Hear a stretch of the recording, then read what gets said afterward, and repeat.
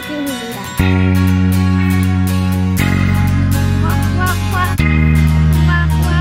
Okay, kakabit namin yung car seat doon sa nandito na kami ngayon.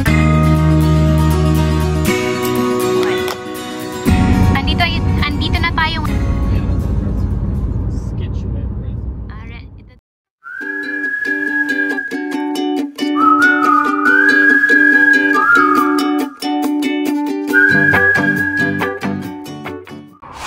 Hi everyone! Welcome to Zayda's Mama and Dada's YouTube channel. So today is the 1st of July and it's Monday. So inaantay lang namin ngayon si Love na dumating. Sabi niya mga 5:10 PM makakarating na siya.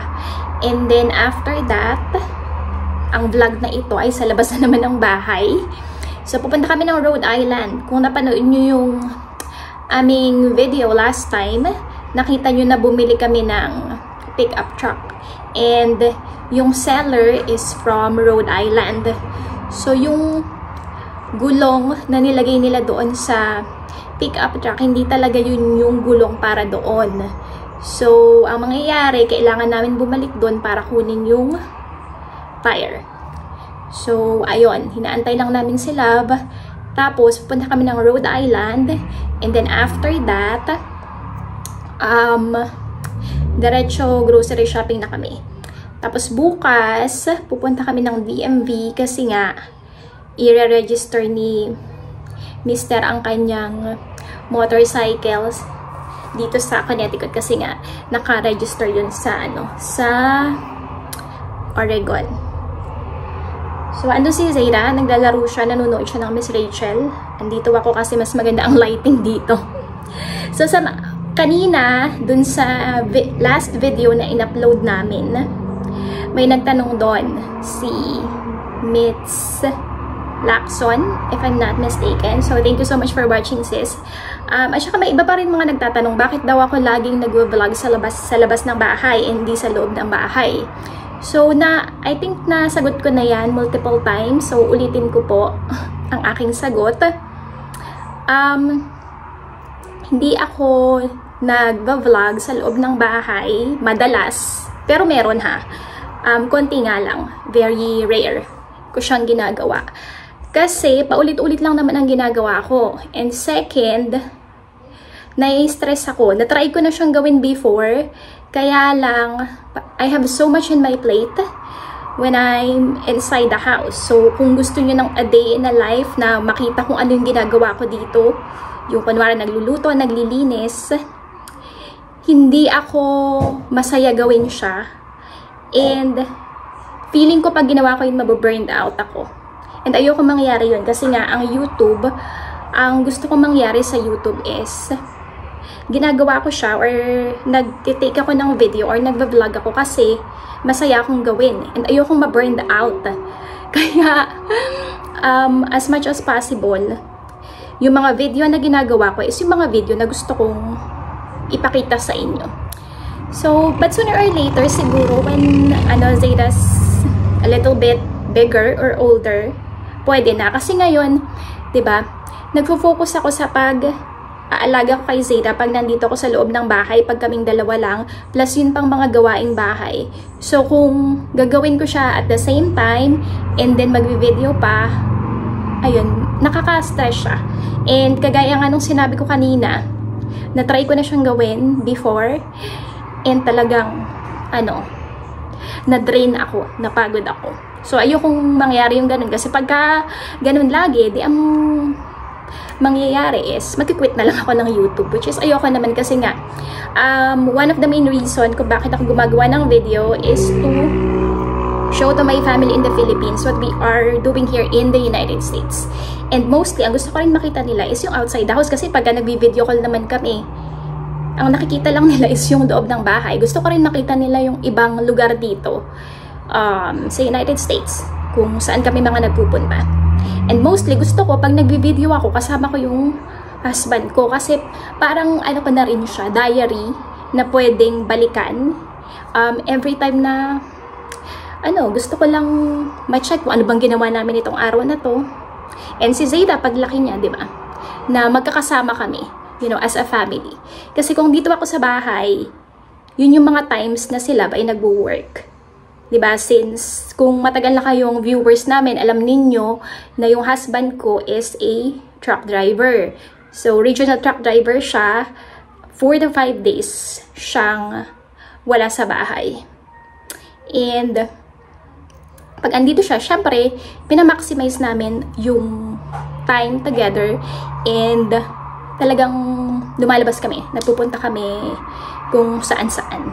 Actually, hindi man kung saan-saan. Makikita nyo sa ano lang, sa Walmart, doon sa aking mga in-laws, sa property nila.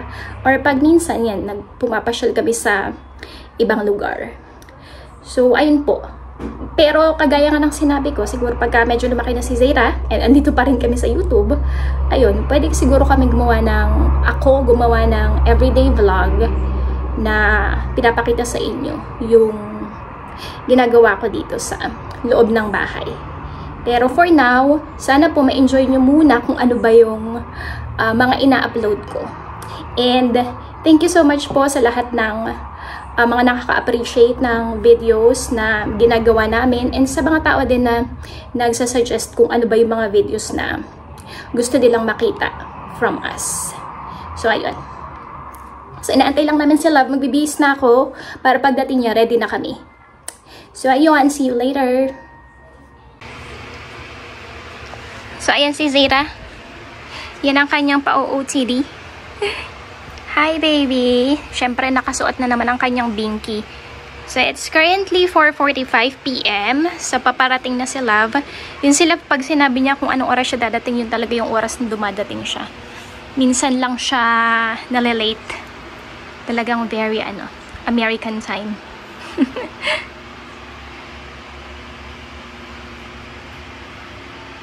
Ayan ang kanyang sandals. Ito yung si Zaira. Nag-e-enjoy siya sa kanyang Miss Rachel na show.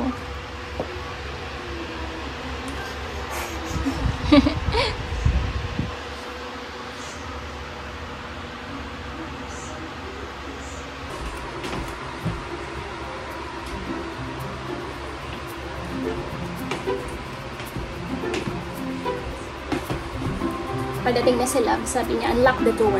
Okay, unlock na. Kailangan ko so.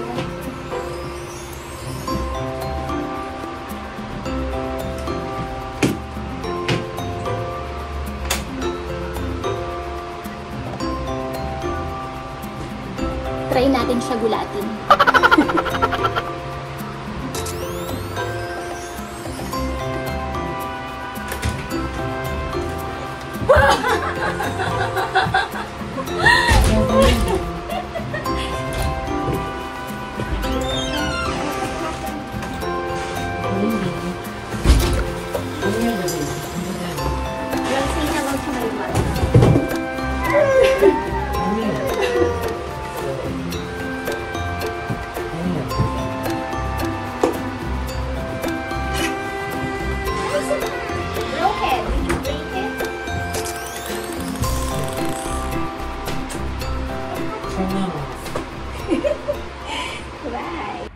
So, ayan, andito na si Love. Papunta na kami sa aking mga in-laws kasi yung gagamitin naming car is yung CR-V.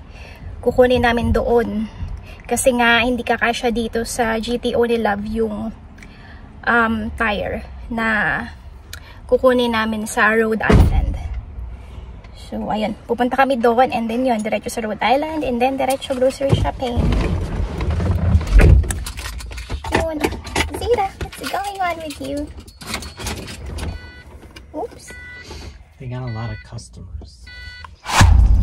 Andito na kami ngayon sa aking mga in-laws para kunin nga yung isang sasakyan para dumiretso na kami doon sa Rhode Island. Pero sabi ni Love, hindi pa daw nagre-reply yung seller. So hindi ko alam kung paano ang mangyayari. And oo nga pala, no, sa mga kapwa ko K1 visa holder na nag-adjust ng status. Kung interested kayong malaman kung gaano ko katagal before na-receive yung green card ko from the time that we submitted the application for the adjustment of status. So, that's 4.5 months kung hindi ako nagkakamali. Kasi nag-submit kami ng February 16 and then na-receive ko yung card the 29th of June. March, April, May, June. Ay, mga 4 months lang. Ayan. So, yun ang aking timeline. Kung hindi pa nga siguro ako nag-RFE dahil doon sa medical na yun, siguro mas mabilis. Pero depende kasi yan sa sa state and sa field office na nag-handle ng case mo. So sa akin, ang nag-handle ng aking application or ng case ko, yung sa final approval is yung Hartford field office dito sa Connecticut. And meron pa akong isa na nakasabay din sa Virginia ata siya. Si Mecca, kung nanonood ka man. Mukhang hindi naman siya na RFE doon sa medical niya. Kasi kasabay ko yun nag-medical sa St. Luke's. And parehas wala kaming hepatitis B vaccine. Pero siya, na-approve yata siya ng walang RFE. Ako, na RFE. At kailangan mag-ulit ng lahat ng vaccine. Pero okay lang. At least tapos na. And nasa akin ang aking green card. So, just have to wait 2 years para naman sa removal of conditions. So, ayun. Yan si Zara. Very cute Zara. Walk, walk, walk. Walk, walk, walk.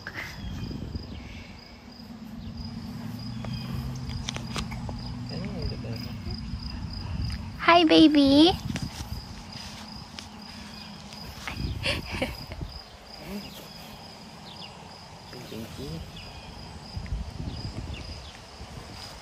It's dirty, love. Let her go. Try to let her go.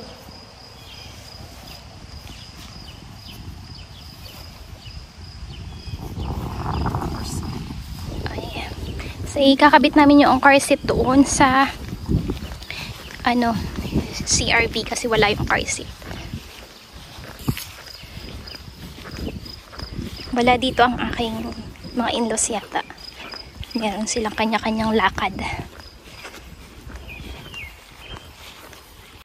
Zayda! Zayda ko.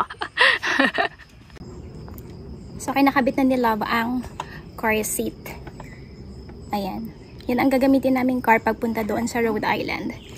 So, huwag kayong magsawa sa aming mga videos ha. Samahan nyo na kami pumunta sa Rhode Island. Say hi everyone. Welcome to our channel.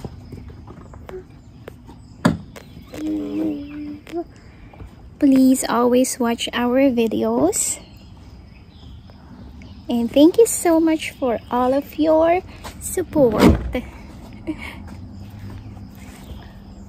So yan, samahan nyo na kami ha. And please tapusin po ninyo ang aming mga videos.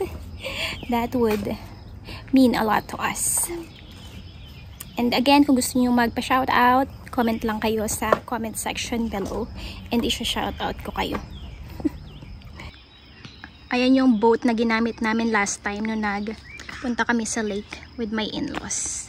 Ang mahal pala ng boat dito, Yan siya, malaki, tsaka maganda. Sana nga maulit kasi super nag-enjoy si Zara. Dito na tayo ngayon sa Rhode Island. So, ang ganda nitong area na to. Napakita ko na rin to dun sa aming isang video. Very nice. Is this an ocean, love, or a sea? Like reservoir. Reservoir? So, parang reservoir daw ito. Ganda, no? Tapos sabi ni Love, mas maganda daw ang Rhode Island kesa sa Connecticut. Yeah, it's a reservoir. Scituate reservoir. Ito daw pala ay isang reservoir. Pero yung mga houses ng Connecticut at Rhode Island halos parehas lang.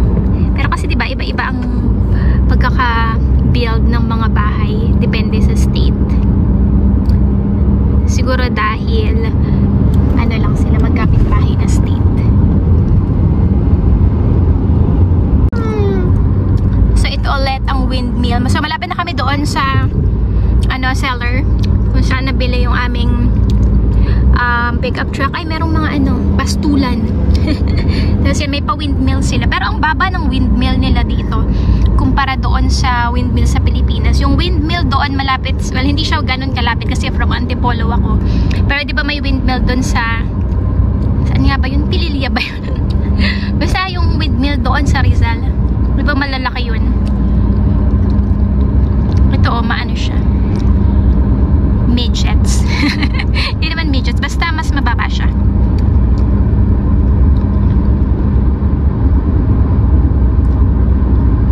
Ayan, andito na kami sa place and wala yung wala yung seller. Parang iniwan niya na yung mga gulong doon. So pipick upin lang namin. Ayan sila, pinipick up niya yung gulong. The baby. Umiiyak si Zeta. Yan sila ba?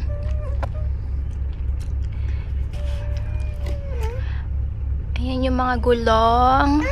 Tapos, ikakabit yan doon sa pickup truck. Baby, what is the matter with you?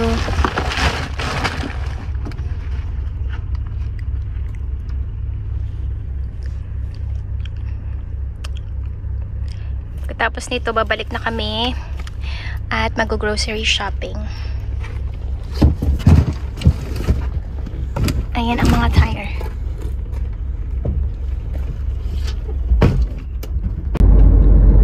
So, pabalik na kami. And siguro kung nagtataka kayo, bakit pabalik-balik kami sa Rhode Island? Kasi yung aming town is malapit lang siya sa Rhode Island. Ano lang, mga 45 minutes away. Is it? Mga 45 minutes to 1 hour. Ganyan.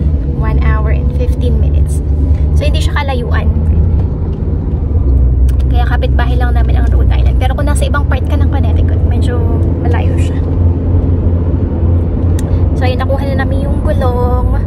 Pagkatapos nito, punta na kami ng Walmart. Actually, nadaanan na namin kaso magpapalit kami ng sasakyan. Kukunin namin yung isang car. Yun ang gagamitin namin para mag-grocery shopping. So, ayun. See you later. Andito na kami ngayon. Papunta kami ng Walmart. Pero yan, gustong ipakita sa inyo na Love ang kanyang bamboo. Not this one. What? Is it still doing okay, Love? Yeah, okay. Every time I come back from work, there's another shoot. But the interesting thing is that this dead stick came back to life. These ones came back. That's great.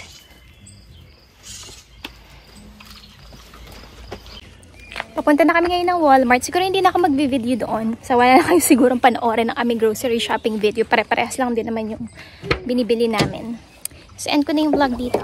Love, I'm gonna end the vlog now. I'm not gonna do grocery shopping video for this week. So, ayun lang po for today's video, guys. Thank you so much for supporting Zeta's Mama and Dada's YouTube channel. See you again soon. Bye. Bye. Say bye. No.